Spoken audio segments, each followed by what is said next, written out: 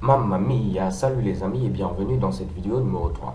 Alors dans cette vidéo, nous allons maintenant nous intéresser au code tout simplement JavaScript.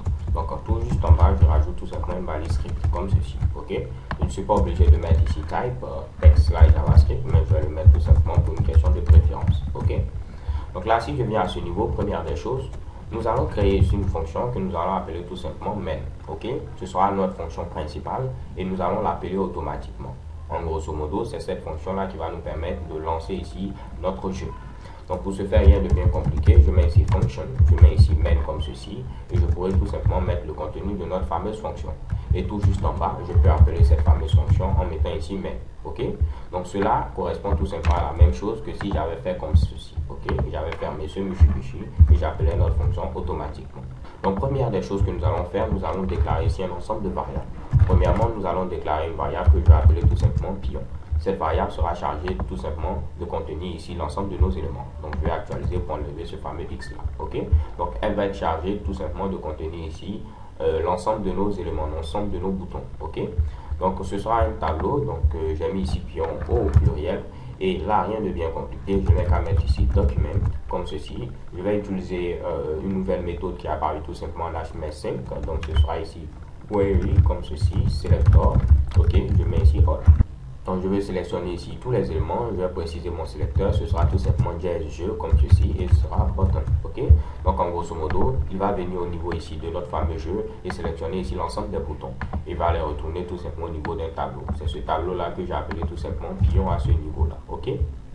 Ensuite, j'aurai tout simplement un autre tableau, je vais l'appeler ici joueur, ok. Ce dernier tableau sera chargé de contenir tout simplement les caractères pour chacun de nos joueurs. Donc ici, pour le premier joueur, ce sera tout simplement X, et pour le second joueur, ce sera tout simplement à ce niveau un petit rond, ok. Donc j'ai mis ici la lettre O, ok. Donc on a deux joueurs, le premier joueur pourra utiliser la lettre X, donc le symbole X, et l'autre ici, le symbole comme un cercle en grosso modo à ce niveau-là. Donc là, je vais déclarer une autre variable, je vais l'appeler tout simplement current. C'est pour savoir ici en grosso modo, c'est au tour de qui de jouer, ok. Donc cette variable va valoir tout simplement 0 ou 1. Si elle vaut 0, ce sera ici ce premier joueur là, et si elle vaut 1, ce sera ici ce deuxième joueur là, ok. Je déclare une autre variable tout simplement, jeu est fini comme ceci. Et cette variable sera un booléen et va nous permettre de savoir si on a un game over ou non, ok. Donc pour l'instant, je mets ici à false, pour dire tout simplement le jeu n'est pas terminé. Et la dernière chose que nous devons faire tout simplement, c'est référencer ici notre fameux élément qui a pour identifier ici game statue. Ok. Donc là, je viens à ce niveau, je n'ai qu'à mettre ici var comme ceci. Je vais l'appeler tout simplement afficheur. Ok. Je vais mettre ici document.query selector cette fois-ci, puisqu'il n'y a qu'un seul élément, je ne vais pas mettre ici all. Ok. Je mets ici query selector et ici il est identifié tout simplement par game statue et je mets mon fameux point virgule à la fin. Ok. Donc là, je vais me rendre tout simplement au niveau du navigateur et je vais vous montrer tout simplement grâce au développeur tools comment je peux modifier ici la valeur tout simplement à ce niveau de notre afficheur. Donc là, si je viens, je tente d'actualiser, vous allez voir pour l'instant, il n'y a rien ici, ok. Donc j'appuie sur la touche plutôt F12 et j'aurai la possibilité ici de pouvoir mettre un petit code JavaScript en mode console, ok. Donc là, vous voyez que je suis bel et bien en mode console, rien de bien spécial. Donc là, à ce niveau, je vais tout simplement référencer mon élément. Je vais l'appeler tout simplement afficheur, comme je l'avais fait au niveau de notre code. Et là, je n'ai qu'à mettre ici document. Oups, ce sera document comme ceci. Ok. Je vais mettre ici le fameux query selector. Donc là, ici, comme valeur, je n'ai qu'à mettre ici dièse, game statue, comme je l'avais mis précédemment. Donc si je valide tout simplement, vous voyez que j'ai identifié maintenant mon élément afficheur. Donc là, pour modifier le code HTML, je n'ai qu'à mettre ici afficheur.innerHTML comme ceci. Et je pourrais mettre la valeur que je veux. Par exemple, ici, je peux mettre ici test. Ok. Donc si je valide, vous voyez ici apparaître test. Ok. De même, je peux enlever le contenu. Je n'ai qu'à faire la même chose. Cette fois-ci, je mets ici une chaîne de caractères vide. Donc là, si je valide, checkebam, ce contenu est également modifié.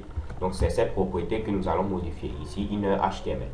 Alors pour ce faire, rien de bien compliqué, je me rends au niveau de notre code et je vais créer cette fois-ci une classe. Ok. Créer notre classe, je vais l'appeler pourquoi pas afficheur, cette fois-ci avec un A majuscule. Ok. Et je n'ai qu'à mettre ici une fameuse fonction. Donc là, si vous ne savez pas comment créer des classes tout simplement JavaScript, je vous invite à regarder ma série de vidéos consacrée à JavaScript. Donc là, j'ai mis ce Mitsubishi et il faudra donner comme paramètre à notre constructeur tout simplement un élément de type afficheur. Ok. Donc une fois que c'est fait, rien de bien compliqué, je vais déclarer une variable que je vais appeler à ce niveau pour papa display pour dire afficheur. et cette variable sera chargée de prendre tout simplement l'élément qui a été donné au niveau du constructeur. Ok.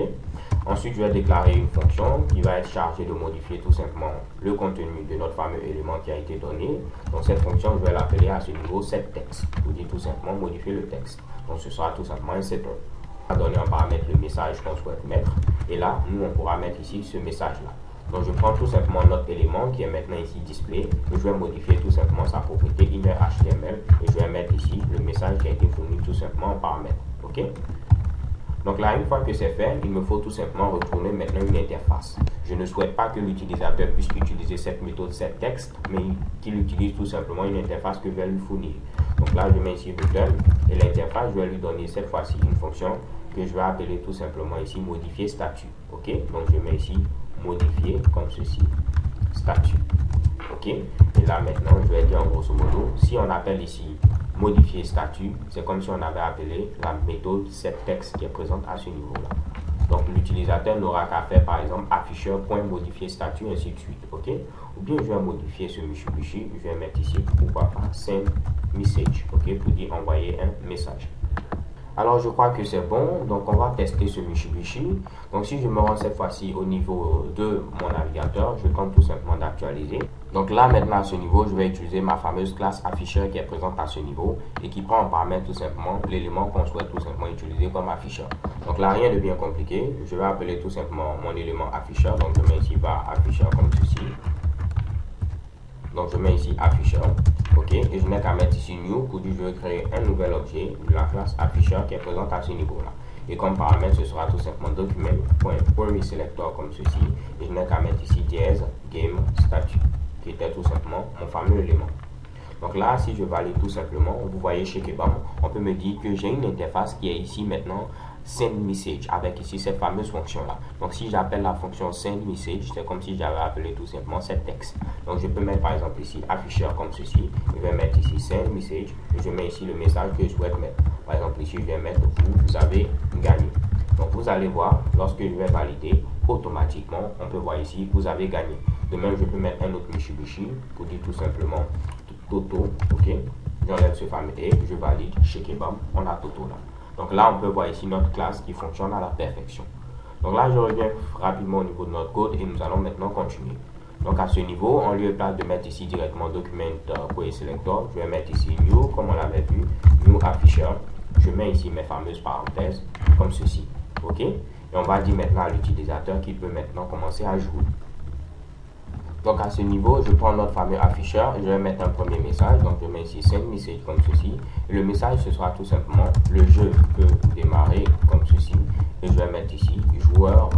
Maintenant, pour savoir quel joueur doit jouer, rien de bien compliqué, j'utilise tout simplement mon fameux tableau joueur qui contient ici l'ensemble de mes joueurs.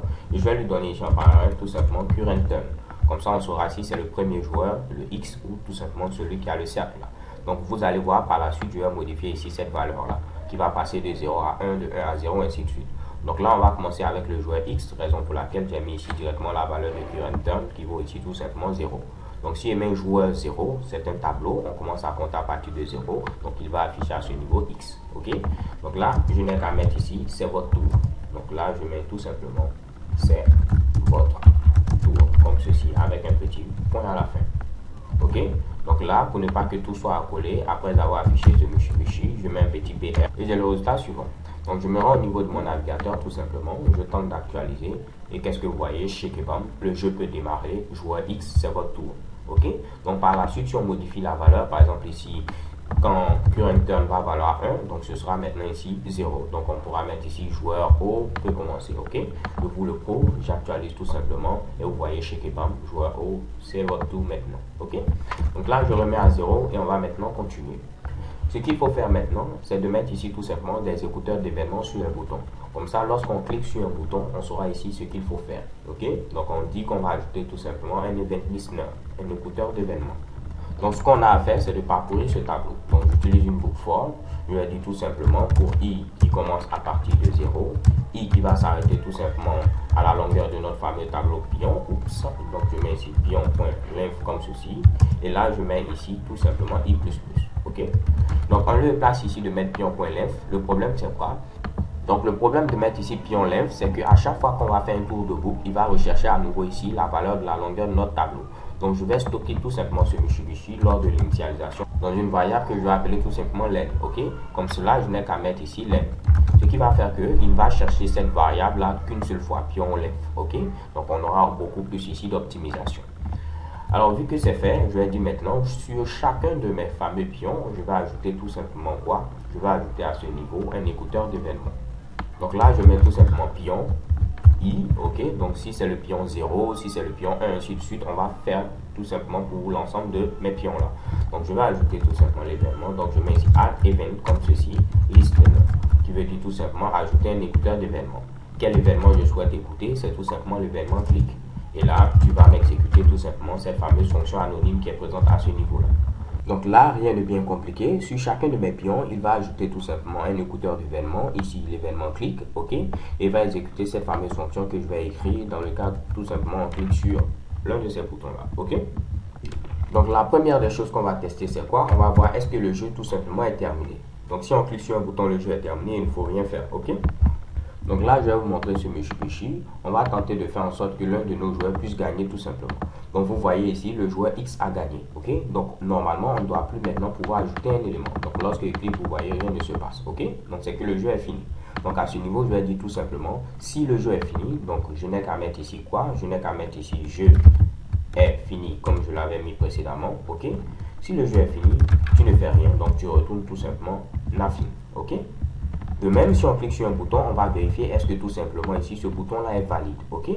Pourquoi? Parce que si vous venez à ce niveau, on a déjà par exemple cliqué sur ce bouton-là. Donc on ne peut plus cliquer. Donc là, je vais rejouer, vous allez voir ce qui va se passer. Je clique sur ce bouton. Vu que j'ai déjà cliqué, si je clique à nouveau, vous voyez, déplacement invalide. Donc on ne peut pas cliquer sur un bouton deux fois. En grosso modo, ce qu'on aura à faire ici, c'est de tester est-ce que la valeur est vide ou non. Si la valeur est vide, c'est que le bouton est valide. Si la valeur n'est pas vide, c'est que le bouton n'est pas valide, tout simplement. Ok. Donc on va écrire cette fonction plus tard. Donc je mets ici tout simplement if est valide comme ceci. Et je vais donner en paramètre tout simplement le bouton dont il est question. Donc je mets ici 10. 10 qui est présent à ce niveau va faire référence au bouton sur lequel on a cliqué. Ok. Donc là, on va plutôt vérifier si le bouton tout simplement n'est pas valide. Donc si le bouton n'est pas valide, on saura qu'est-ce qu'il faut faire à ce niveau-là. Ok. Mais dans le cas où le bouton est valide, il faut tout simplement mettre le symbole de l'utilisateur qui a cliqué sur ce bouton-là. Donc l'utilisateur qui a tout simplement le current turn. Donc là, rien de bien compliqué. Qu'est-ce qu'il faut faire? Nous allons créer tout simplement une autre fonction qui va s'appeler setSymbol. Cette fonction sera chargée de mettre ici le symbole de l'utilisateur qui a cliqué sur un bouton. Ok. Dans le cas où le bouton est valide. Donc en premier paramètre, il faut donner le bouton sur lequel on a cliqué. Et en second paramètre, il faut donner tout simplement le symbole de l'utilisateur. Donc je n'ai qu'à mettre ici joueur comme ceci et je donne tout simplement le joueur qui a le current turn. Donc ce sera son symbole qui va tout simplement être passé au niveau de cette fonction-là. Ok. Donc là, une fois qu'on finit d'ajouter son symbole, on va vérifier est-ce que le jeu est fini. Ok. Donc je vais mettre ici jeu est fini comme ceci. Ok. Jeu est fini. Donc pour vérifier, on va créer également une autre fonction qui va vérifier s'il y a une victoire. Ok. Donc je vais mettre ici rechercher tout simplement vainqueur. Ok. Cette fonction sera chargée d'aller rechercher s'il y a un vainqueur. Donc en paramètre, il faudra donner ici l'ensemble des pions. Il faudra donner également ici l'ensemble des joueurs. Et pour terminer, il faudra donner tout simplement le current turn. Donc je mets current turn et je mets mon point virgule à la fin. Ok. Donc là, à ce niveau, si on a recherché un vainqueur, on peut avoir ici trois cas. Le premier cas, c'est quoi? Le premier cas, c'est que le jeu est fini. Ok. Donc le jeu est fini à ce niveau. Quelqu'un a tout simplement ici gagné. Ok. Donc là, on saura ici qu'est-ce qu'il faudra faire. Le deuxième cas, c'est que le jeu est également fini, mais cette fois-ci, c'est parce qu'il y a eu un match nul. Ok. Donc là, je mets ici tout simplement entre parenthèses match nul. Et le troisième cas, c'est que le jeu n'est pas encore fini. Ok. Donc le jeu n'est pas encore fini. Donc dans ce cas, il faudra tout simplement passer la main au prochain joueur. Ok. Donc pour ce faire, rien de bien compliqué. On va prendre notre fameux current turn qui est présent à ce niveau. Je vais tout simplement l'incrémenter. Et je vais mettre ici au niveau de current turn modulo 2. Alors je vais expliquer ce Mitsubishi. Au niveau de current turn, nous avons 0. Notre objectif, c'est de passer de 0 à 1, de 1 à 0, de 0 à 1, ainsi de suite. Donc là, si j'avais 0 au départ, quand je vais faire ici 0 plus 1, j'aurai tout simplement ici comme valeur ici 1. Ok.